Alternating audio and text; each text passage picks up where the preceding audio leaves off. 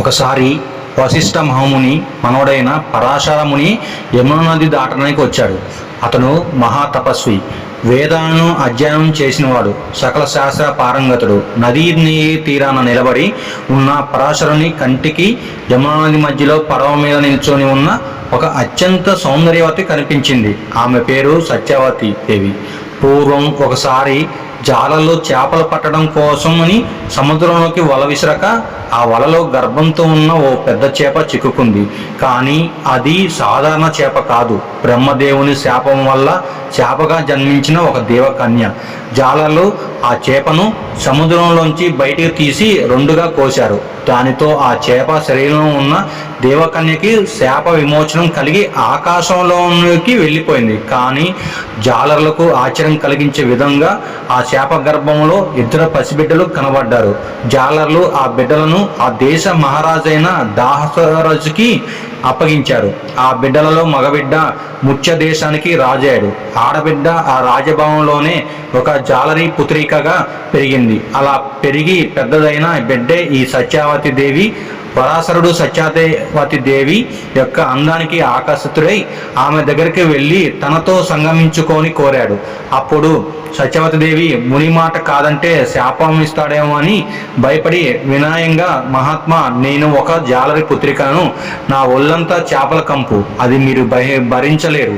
అలాగే నా కన్యాతాన్ని పోగొట్టుకొని నా తండ్రికి నేను నా ముఖం ఎలా చూపించను అని అంది. దానికి పరాశరుడు ఆమె ఒంటి నుండి వస్తున్న చేపల కంపుని పోగొట్టి ఆమె శరీరం నుంచి యోజన దూరం వరకు సుగంధ పరిమళాలు వెదజల్లేలా చేశాడు.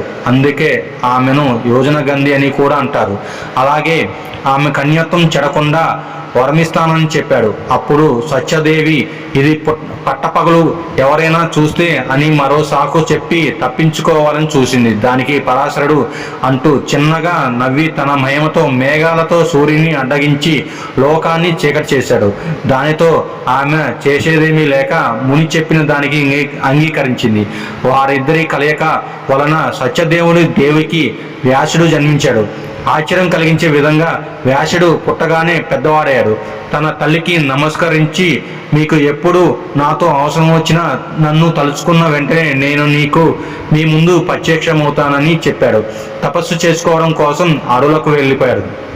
తీవ్ర తపస్సు చేసి ఆత్మజ్ఞానాన్ని పొందాడు. ఒకటిగా ఉన్న వేదాలను విభజించి వేదవ్యాసుడు అయ్యాడు. తర్వాత బ్రహ్మ ఆజ్ఞతో అష్టదశ పురాణాలను, నీతి శాస్త్రాలను, ధర్మశాస్త్రాలను రచించాడు. ఆ తర్వాత వ్యాసుడు ఒక మహాకావ్యాన్ని రాయాలనుకున్నాడు. అది ఎలా ఉండాలంటే ఇంతకు ముందు జరిగినది ఇంకా ముందు జరగబోయినది అయి ఉండాలి. సమస్త విశ్వానికి అది మార్గనిర్దేశం కావాలని, దాని ద్వారా మానవులకి మంచికి చెడుకి, ధర్మానికి అధర్మానికి మధ్య ఉండే తేడాని తెలుసుకునే జ్ఞానాన్ని అందేవాలనుకొని మహాభారతం రచించాడు, మొదలు పెట్టాడు. పూర్వం ఇవాక్సు వంశంలోని వీరాభిషుడు అనే రాజు ఉండేవాడు. అతడు అత్యంత పరాక్రమంతుడు, మహాశక్తిశాలి. సాధారణంగా అప్పట్లో ఒక అశ్వమేధ యోగం చేసిన రాజుని తిరుగులేని వాడిగా అత్యంత శక్తివంతుడిగా పరిగణించేవారు. అలాంటిది ఈ వీరభిషుడు 1000 అశ్వమేధ యోగం, 100 రాజయోగాలు చేసి బ్రహ్మలోకానికి వెళ్ళి అక్కడ దేవతలు ఋషులతో సహా బ్రహ్మదేవుని సేవిస్తున్నాడు. అయితే ఓసారి బ్రహ్మలోకపు అప్సరసులు సైతం అసూయపడేటువంటి అందంతో, వజ్రం కన్నా ప్రకాశవంతమైన తేజస్సుతో తెల్లటి వస్త్రాలు ధరించి ఒక కన్య బ్రహ్మసభలోకి అడుగుపెట్టింది. ఆవిడే గంగాదేవి. అయితే గంగాదేవి సభలో ఉండగా ఒకసారిగా గాలి బలంగా వీచింది. దానితో గంగాదేవి యొక్క చీర కొంచెం పైకి ఎగిరి ఆమె తొడలు కనబడుతున్నాయి.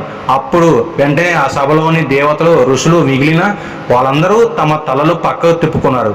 కానీ ఒక వీరభిషుడు మాత్రం ఆసక్తిగా గంగాదేవి వైపు చూస్తున్నాడు. ఇది గమనించిన బ్రహ్మదేవుడు కోపంగా వీరభిషుని వైపు చూస్తూ, వీరభిష అని గట్టిగా ఆ సభ మొత్తం దదరిల్లా అరిచి, పవిత్రమైన ఈ సభను నీ చూపులతో అప్రవిత్రం చేసావు కాబట్టి దీనికి శిక్షగా నువ్వు భూలోకాన ఒక మానవ వనిత గర్భాన జన్మిస్తావు అని శపించాడు. తను తన తప్పు తాను తెలుసుకున్న వీరవిషుడు బ్రహ్మదేవుని క్షమాపణ కోరుతూ, మహాత్మా, నేను చేసిన తప్పే, దానికి పరాచేతంగా మీరు ఇచ్చిన శాపాన్ని మనస్ఫూర్తిగా స్వీకరిస్తాను. కానీ నా చిన్న విన్నపం, భూలోకమున ప్రతివుడు అనే పుణ్యాతునికి పుత్రుడుగా జన్మించాలని నాకు వరాన్ని ప్రసాదించండి కోరాడు. దానికి బ్రహ్మదేవుడు, నువ్వు కోరుకున్నట్టుగానే జరుగుతుంది అని ఆశీర్వదించాడు. కొంతకాలానికి బ్రహ్మవాకు ప్రకారం హస్తినాపురానికి రాజైన ప్రతివుని భార్య సునందకు వీరభుషుడు శంతనుడిగా జన్మించాడు. శంతనుడు పెరిగి యుక్త వయస్సుకు వచ్చిన తర్వాత శంతనుని హస్తినాపురానికి రాజుగా పట్టాభిషేకుని చేసి ప్రతివుడు రాజ్యాన్ని వదిలిపెట్టి తపస్సు చేసుకోవడానికి అన్ని అడవులకు వెళ్ళిపోయాడు. శంతనుడు ప్రజల శ్రేయస్సు పరమావధిగా మార్చుకొని రాజ్యపాలన చేస్తున్నాడు. అతని పాలనలో హస్తినాపురం సిరి సంపదలతో ఆశయాలతో తొలతోగుతూ ఉంది. అయితే ఒకసారి శంతనుడు వేట కోసమని గుర్రం మీద అడవులకు ప్రయాణం అయ్యాడు. శంతనుడు గుర్రం మీద అలా వెళ్తుండగా తనకి గంగానది తీరాన నిలబడి ఉన్న ఒక అత్యంత అందమైన యువతి కనిపించింది. ఎంతటి వారినైనా క్షణాల్లో ఆకర్షించేటువంటి ఆమె అందాన్ని చూసి శంతనుడు మనసులో ఇంతటి సౌందర్య రాశి ముల్లోకొల మరెక్కడా ఉందదేమో అనుకున్నాడు. అందమైన ముఖం, తేజవంతమైన రూపం, పర్వతాలను సైతం గుండెలపై మోయగల విశాలమైన ఛాతీ, బలమైన బాహువులతో గుర్రం మీద వస్తున్న శంతనుని చూసి యువతికి కూడా మనసులో అతనిపై ప్రేమ చిగురించింది. శంతనుడు తన గుర్రాన్ని యువతి వద్దకు పోనిచ్చి గుర్రం మీద నుండి కింద దిగి అందగతి వైపు చూసి, ఎవరు కన్య, నువ్వు ఒంటరిగా ఇక్కడ ఏం చేస్తున్నావు అని అడిగాడు. దానికి ఆమె శంతనుడితో మరో మాట మాట్లాడకుండా, మహారాజా, మీకు నన్ను వివాహం చేసుకోవాలని ఉంటే నేను దానికి అంగీకరిస్తాను. కానీ నాది ఒక చిన్న నియమకి, మనకి వివాహం జరిగిన తర్వాత నేను ఏం చేసినా నాకు అడ్డు చెప్పకూడదు, ప్రశ్నించకూడదు. ఒకవేళ అలా ప్రశ్నిస్తే లేదా అడ్డుపడితే ఆ క్షణమే మిమ్మల్ని విడిచిపెట్టి వెళ్ళిపోతాను అని చెప్పింది. ఇది విన్న శంతనుడికి తన తండ్రి అయిన ప్రతి ఇప్పుడు తనతో చెప్పిన మాటలు గుర్తుకు వచ్చాయి. ఇప్పుడు శంతనుని హస్తినాపురానికి యువరాజుని చేసిన తర్వాత తాను తపస్సు చేసుకోవడానికి అని బయలుదేరి గంగానది తీరాన తపస్సులో కూర్చుంటాడు. అప్పుడు ప్రతివుని చూసిన గంగాదేవి ఒక దివ్యకాంత రూపాన్ని ధరించి తపస్సు చేస్తున్న ప్రతివుని దగ్గరకు వెళ్ళి అతడి కుడి తొడ మీద కూర్చుంటుంది. వెంటనే కన్నులు తెరిచిన ప్రతివుడు తన తొడపై కూర్చున్న ఆ కాంతను చూసి ఆశ్చర్యపోయి, ఎవరు నువ్వు, నా తొడపై ఎందుకు కూర్చున్నావు అని అడుగుతాడు. బదులుగా ఆ కన్య ప్రతివునితో, నేను జహనా మహర్షి పుత్రికనైన జాహ్నవి, నేను మిమ్మల్ని వివాహం ఆడాలి అనుకుంటున్నాను అని అంది. అది విన్న ప్రతివుడు ఆ కన్య వైపు చూస్తూ, అమ్మా, నాకు ఇదివరకే వివాహం జరిగింది.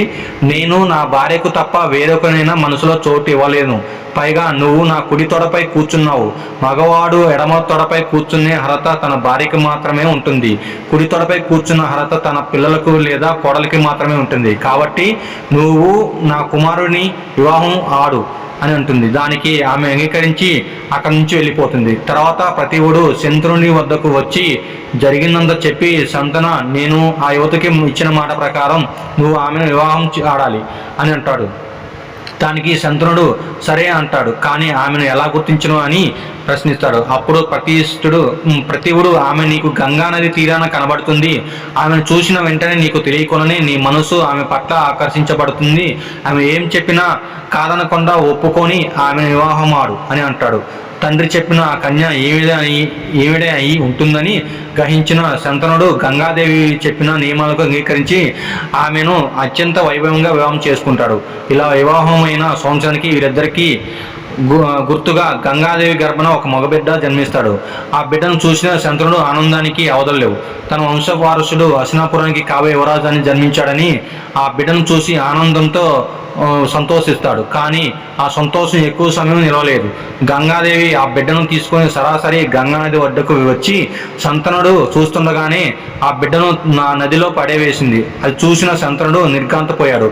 తన గుండెల్లో ఒక్కసారిగా వేల అగ్ని పర్వతాలు పేలినంత పని అయింది.